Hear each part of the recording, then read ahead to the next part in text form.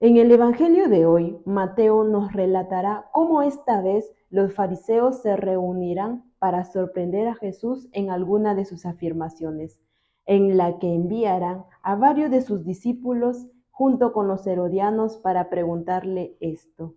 Maestro, sabemos que eres sincero y que enseñas con fidelidad los caminos de Dios, sin tomar en cuenta la condición de las personas, porque no te fijas en la categoría de nadie. Dinos, ¿qué te parece? ¿Está permitido pagar el impuesto al César o no? Jesús, conociendo su malicia, les dijo: Hipócritas, ¿por qué me tienden una trampa? Muéstreme pues la moneda con que pagan el impuesto. Ellos le presentaron una moneda. Jesús les preguntó: ¿de quién es la imagen y la inscripción de esta moneda? En la que respondieron: la del César. Jesús les dijo: den al César lo que es del César y a Dios lo que es de Dios.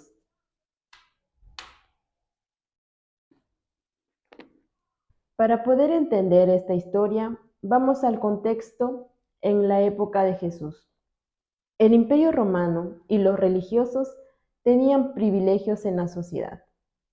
El Imperio Romano se creaban leyes para poder someter a los pueblos que ellos tenían a su mando, entre ellos los judíos. Mientras que los religiosos tenían las leyes de Dios, en la que también podían imponer a los más pequeños del pueblo.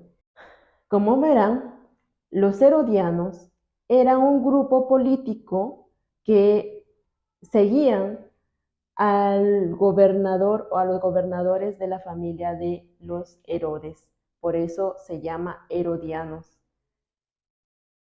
Y los fariseos, que eran religiosos, los dos no se llevaban, porque los herodianos estaban de acuerdo con las leyes que el Imperio Romano ejercía, mientras que los fariseos no estaban de acuerdo con aquellas leyes, con algunas leyes que el imperio mandaba. Es por ello que eran en ese momento, discrepaban de muchas cosas.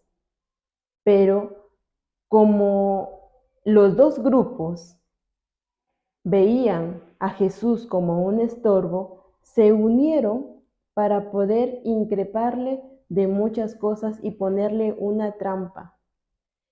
Y como ambos grupos sabían que no podían atacar a Jesús directamente porque Jesús ya era polémica en ese momento, tenía muchos seguidores. Sin embargo, por eso es que los discípulos de los fariseos y los herodianos van a hablarle palabras bonitas a Jesús. Maestro, sabemos que tú eres sincero y que enseñas con fidelidad los caminos del Señor, que no te fijas en la categoría de nadie. Jesús, sabiendo que los dos grupos venían con una mala intención, Jesús sabiamente va a responder: den al César lo que es del César y a Dios lo que es de Dios. Lo que ellos esperaban era una respuesta o negativa o positiva, porque sabían que si era negativa la respuesta de no pagar los impuestos, quienes se iban a levantar era el grupo de los que sí aceptaban las leyes del Imperio Romano. En este caso, los que seguían al Imperio Romano, ¿verdad? Los centuriones y todos ellos, que se convirtieron también al momento de escuchar a Jesús. Y ellos, si decían sí, tiene que pagar impuestos, entonces quienes se iban a levantar eran los otros judíos que no estaban de acuerdo que se pagara los impuestos al César, ¿verdad? Entonces, ¿cómo ve Jesús? Va discerniendo, va mirando también las intenciones malas de estos grupos, ¿no? De que quieren quieren sí desaparecerlo en su totalidad. Pero sabemos que Jesús, siendo hombre y siendo Dios, sabiamente va utilizando las palabras para poder sencillamente responder. Den al César lo que es del César y a Dios lo que es de Dios. Tenemos que responder también a Dios las leyes de Dios de una manera espiritual de nuestra persona como buenos ciudadanos y como buenos cristianos, ¿verdad? Entonces, vemos eso y te pregunto, ahora, ¿cómo ves las cosas?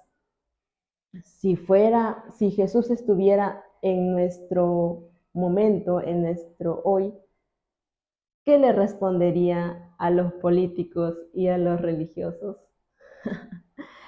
Bueno, queda para criterio de ustedes y nos vemos el otro domingo.